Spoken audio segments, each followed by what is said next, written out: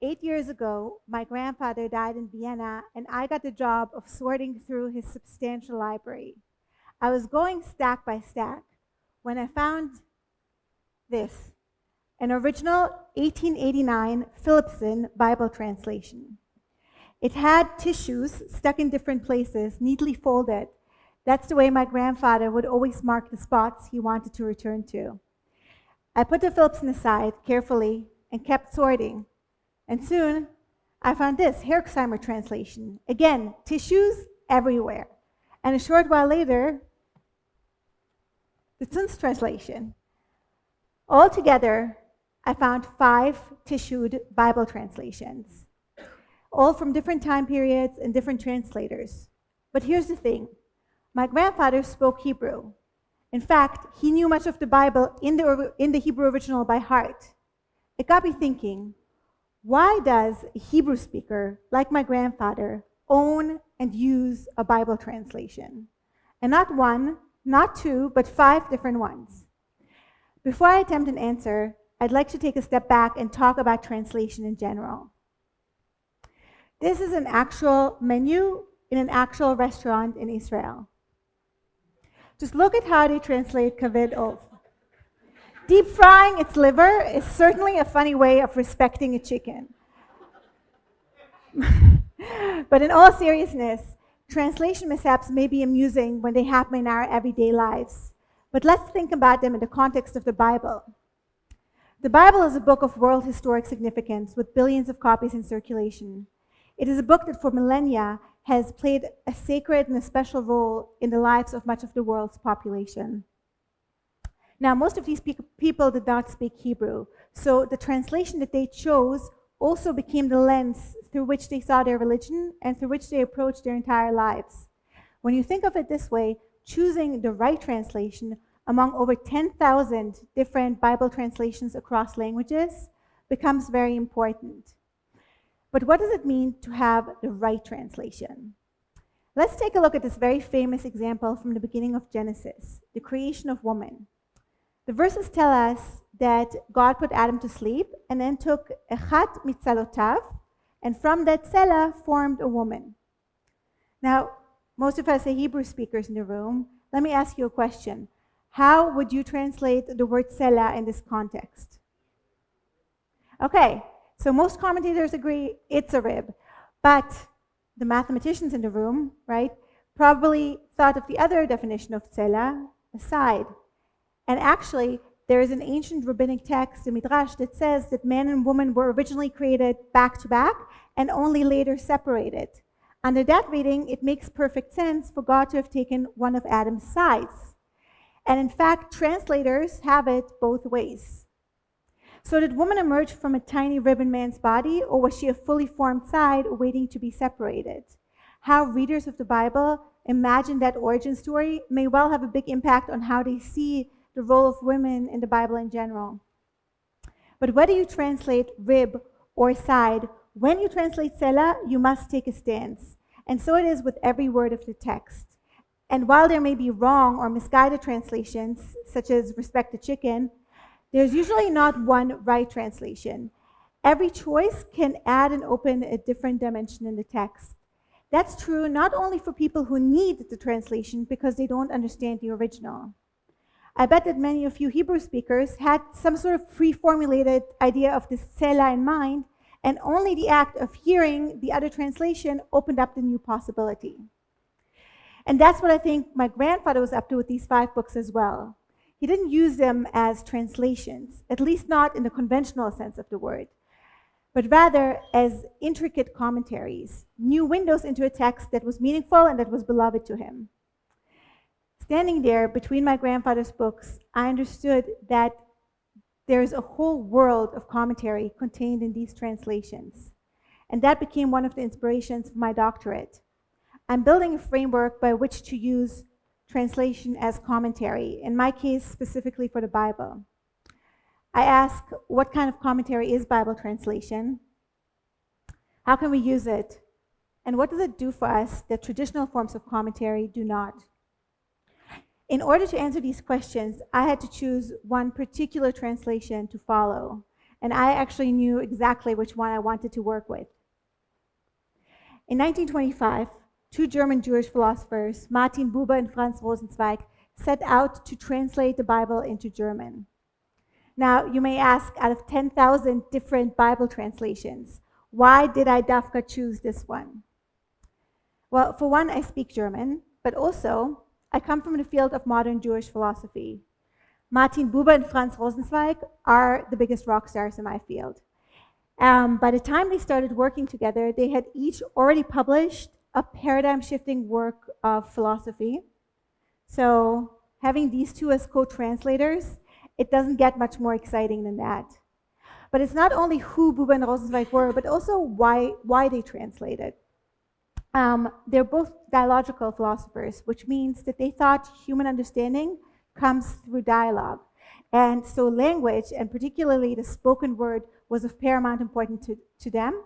And they actually believe that acts of translation are utopian acts because they bring us closer in dialogue with one another. They also ascribed special significance to the Bible. They saw the Bible as a possible meeting ground between the human and the divine. So suffice it to say that they took their job as Bible translators very seriously. But what really sealed the deal for me, even more than the who and the why, was the how, the process by which these two translated, in constant debate and dialogue with each other. In the 5 years that they worked together, Buber and Rosenzweig wrote over 5,000 pages of letters and drafts to each other. And these pages are currently housed in the National Library of Israel, in the Buber archive, waiting to be analyzed. Here's what they look like. Buber would send a first draft of a given translated chapter to Rosenzweig, and here on the side you can see that he marked all sorts of sources and comments for him to consider. Rosenzweig would then answer with his own comments in a strange German hand called Sütterlin. Buber would mark Rosenzweig's changes in red and then produce a clean copy. This process repeated sometimes over and over again. They could spend weeks arguing about the translation of one single biblical word. Buber once called these papers the most vital commentary to the Bible. Not exactly modest, but very powerful. They too saw commentary as a form of translation, and not just any type of translation, but the most vital, living, breathing kind of translation. Let me give you a quick example of how their translational commentary worked in action. This time it's not Adam and Eve, but another famous biblical couple. Do you remember the story in the beginning of, also from Genesis, when Isaac first meets Rebecca and makes such a tremendous impression on her that she falls right off her camel? What exactly was Isaac doing at that moment? The verse tells us, "Vaytzei Yitzchak lasuach basadeh." Isaac went out lasuach in the field. Now the word lasuach is not exactly defined in Hebrew, and it's been variously translated as to tend to the plans, from siach, to have an internal dialogue, from sicha, to stroll, to meditate, to pray. Here's Buber's first draft of the passage. Underneath the red crossout, you can see that he originally translates lasuach as sich mit sich zu bereden, which roughly means to discuss something between me and myself. Now, only a German would turn 4 letters into 20. And Rosenzweig clearly also had an issue with this, because in his comments, he urges Buber to translate this one word lasuach with only one word so that the German can keep the same pace and the same spokenness as the Hebrew. Rosenzweig recommends sinnen, which means to reflect, and Buber agrees and makes the change. But they're still not satisfied. In the next round of comments, they consider a theory by the French Bible scholar Yosef Halevi that has Isaac lasuach not just in any random field, but rather in the field of Ephron HaChiti, which is the very field that Isaac's mother Sarah is buried in. Going according to this new direction, they cross out sinnen, I don't know if you can see that, and write to klagen instead. Klagen in German has multiple meanings. It means to moan and wail. It means to sue someone, to complain, to lament. When we go back to our text, this version of lasuach fits perfectly. Think about it. Isaac, our protagonist, has just lost his mother, and his father has nearly chopped off his head. He has every right to klagen. With the unusual and evocative translation of this one single word, Buber and Rosenzweig have challenged and perhaps changed the way the reader sees the entire narrative. Not only what came before, but also what follows. Now when we read about Rebecca, Betipol me'ala gamal, that she fell off her camel, we can maybe imagine more than a girl just smitten by her fiance's good looks. We can now understand that she was maybe witnessing a man in deep torment and realizing the weighty task ahead of her. It's a moment of being moved and in awe of somebody else's pain. And when a few verses down we read, "Vayinechem Yitzchak ararei imo," we can now understand his encounter as Rebecca bringing Isaac great comfort and release from the state of klagen. This is just one tiny example of how using translations can help us unlock and different layers that maybe lay dormant in the text.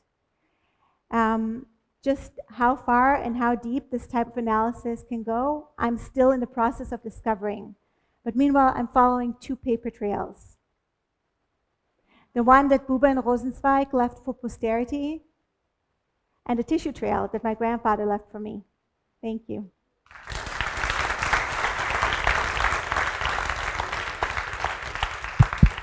Thank you very much. Thank you. Questions? I lost them in translation.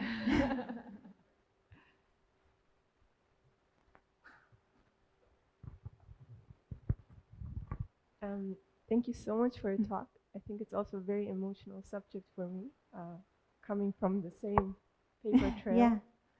I think I have a twofold question.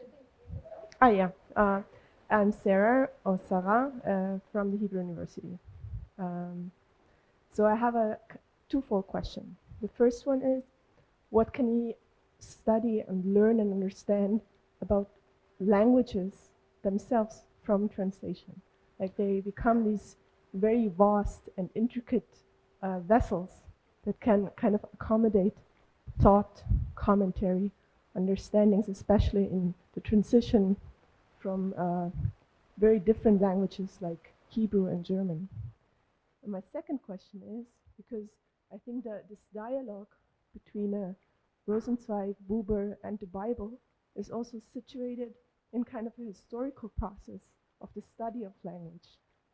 Actually, at their time, we had many translations and the discovery of other languages like Sanskrit, Pali, Persian, and it's kind of related. How does their discourse situate within the dialogue throughout other languages? Like how were other translation techniques that evolved during their time related to their specific translation project? Sorry for this very long question. No, it's a great question, and it's so eloquently put that I almost the first part, how do languages, what can we learn about languages from this act of translation? You phrased that very well. I think that the way that languages can inform each other and expand each other is actually something that Buber and Rosenzweig picked up from their very context. They were students of Buber was a direct student of Dilthey, who was a direct student of Schleiermacher. So there was this whole notion of languages being able to expand and accommodate each other. And through that, so it's a type of commentary that stays within the text, but also opens a space for interpretation by one language to another. And you're right, Germans were the most prolific Bible translators. Buber and Rosenzweig are the bookends, with Moses Mendelssohn being sort of considered the first of a very long tradition of German Bible translations. And when I set out to do this project, I thought, I'd read Buber and Rosenzweig's writings on their translation, and it seemed to me that they considered, their technique so much vastly superior. And looking through these working papers, I see that they actually consulted many of their predecessors, both Christian, so the Luther Bible plays a very big role in their analysis, and Jewish, the Hirsch Bible, the Mendelssohn Bible, the Zunz Bible. So it's incorporated within their parshanut on the Bible. Thank you.